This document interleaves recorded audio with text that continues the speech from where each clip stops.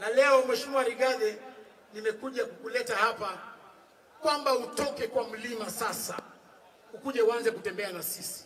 Hauwezi jua kwamba siku moja utapata rafiki mzuri ambaye tutakomboa nchi yetu kutoka kwa hii maneno ya abduction, hii maneno ya kupandisha gharama ya maisha, na hii maneno ya kutudhulumu kila siku. So I want to ask you, Mheshimiwa Rigathi, you have a friend in us. You have a friend in Eugene Wamalwa.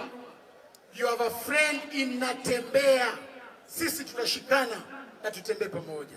Sitaki kusema mengi, ningependa kualika wabunge wawili waongee, alafu tuambike Mheshimiwa Eugene ambaye ataalika the truthful men.